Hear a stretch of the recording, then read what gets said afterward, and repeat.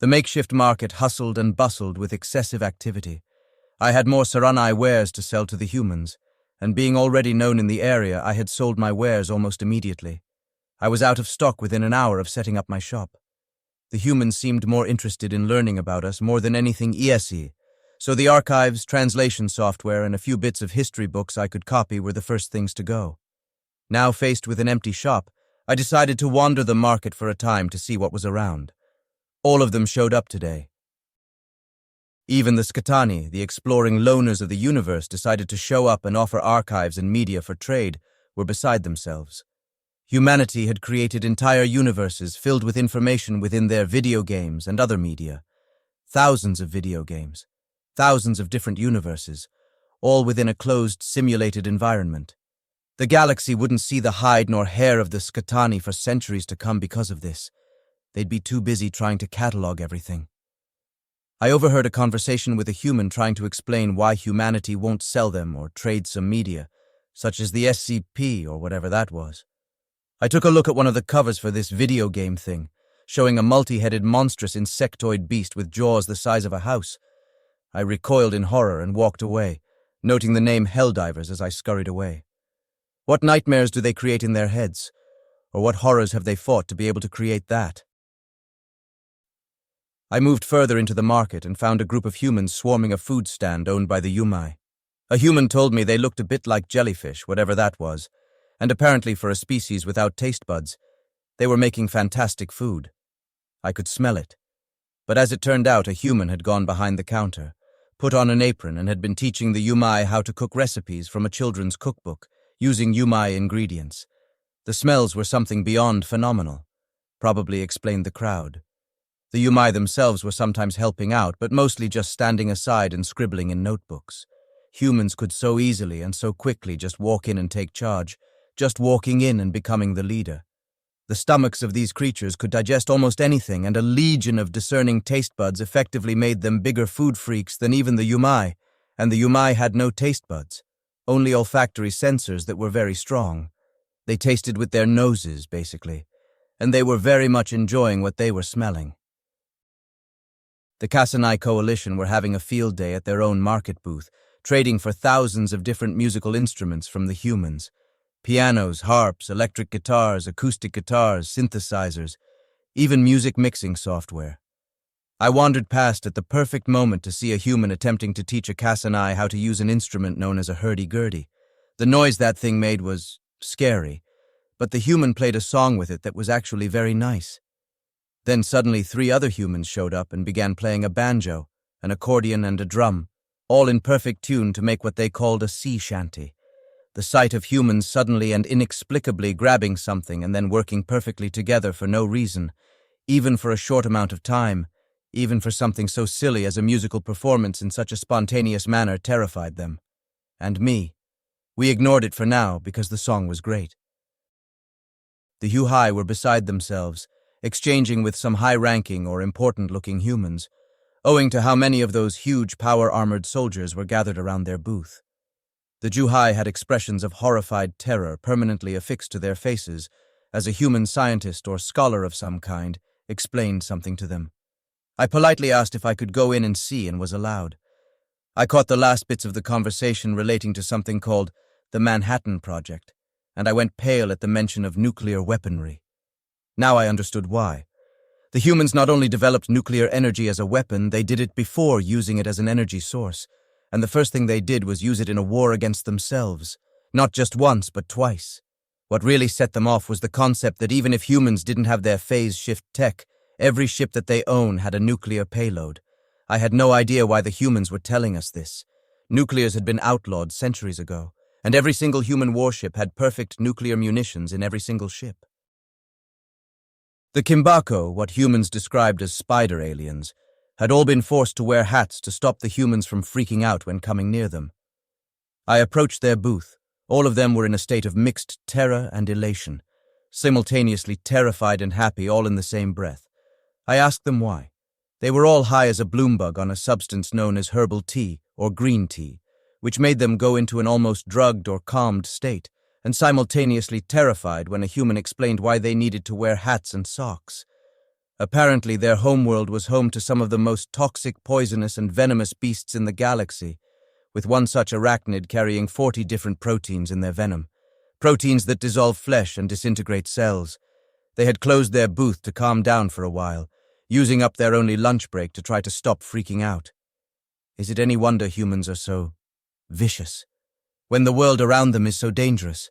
Maybe that's why they created the phase shift technology. It's because they needed to escape the world. The Daktharian was swarming with humans who were interested in their weapons selection. They weren't stupid enough to sell any real weapons and mostly kept to blades, clubs, and melee, while limiting their selection of projectile or firearms to basically what the humans themselves had. I wandered in to find a Daktharian Praetorian, the greatest of all their warrior caste, getting manhandled all too easily by one of the human legionnaires, while attempting to demonstrate the use of a Daktharian wayblade. Humans had so much variance in their cultures it was absurd, to the point where there were hundreds of different styles, variances, and qualities of combat techniques. Even their mechanized or armored warfare had their own styles and techniques. These legionnaires were apparently taught all of them. The Daktharians were becoming increasingly ashamed as this legionnaire ritualistically humiliated one of their best warrior castes in a friendly sparring match. As a galaxy, we had narrowly avoided extinction. The only reason we weren't all dead was because I said please. They could have ruined us. So very easily, and they chose simply to ignore us. The more I thought of it, the worse my mood got. They could shift entire planets from under our population's feet. I wondered what would happen if we decided to persist. What if they shifted the homeworld? What would have happened? Would our people have been flung into oblivion due to momentum, or would the gravity persist somehow? What if they phase shifted the planet back again? Would everyone just be gone and they could take over? What would have happened?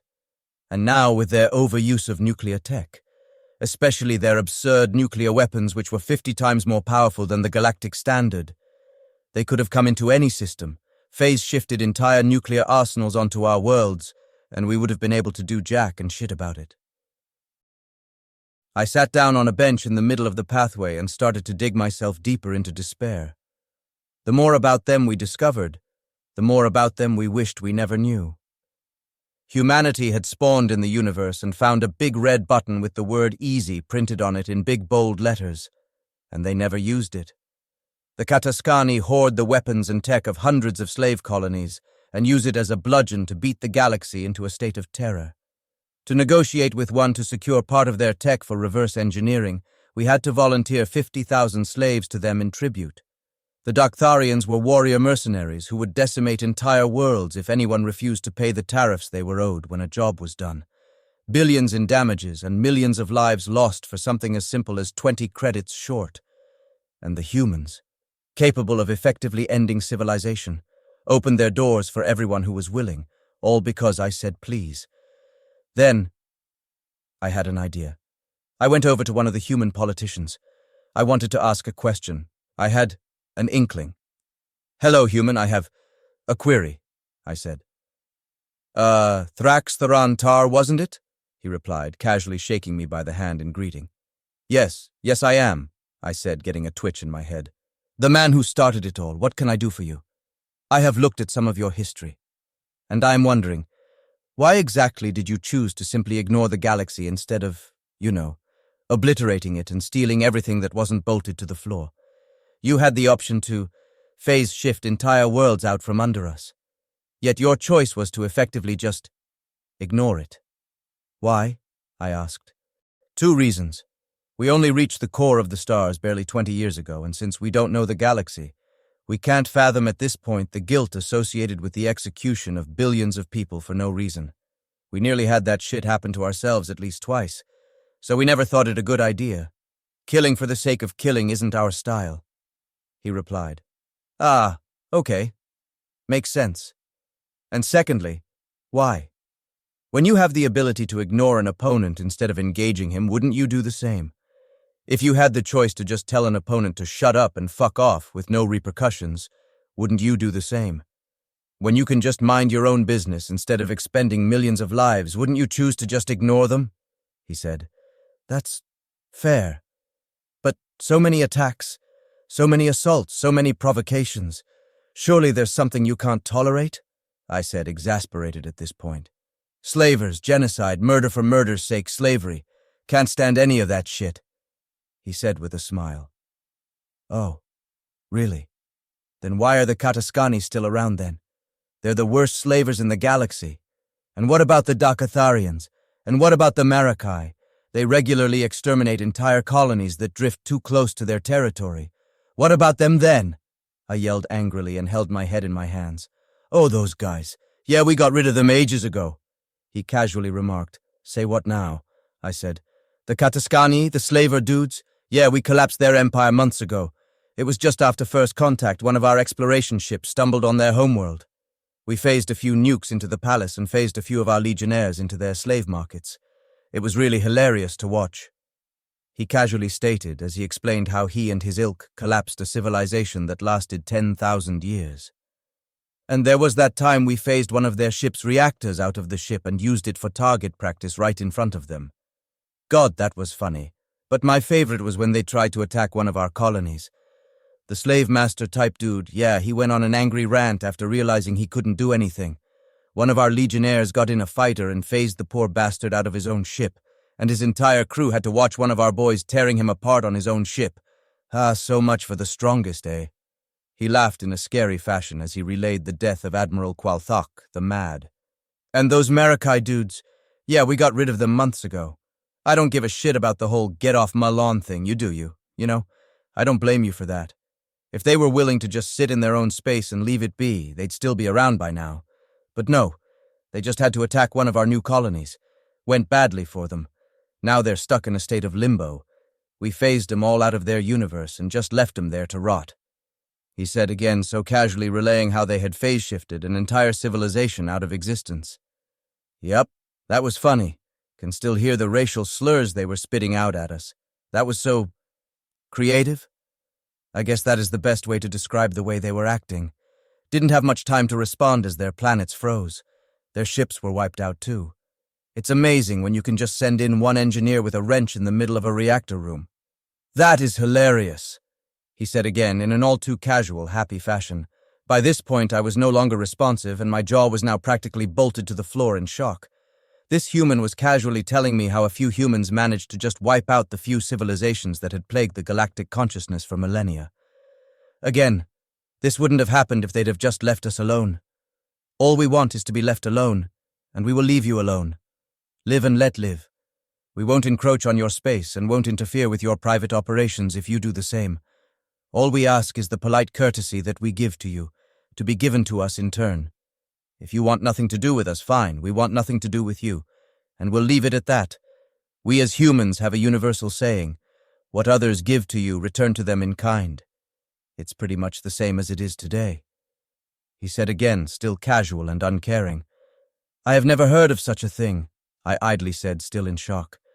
"Probably explains why the galaxy was so full of shit when we showed up. Seems manners are only a thing when it benefits those using them.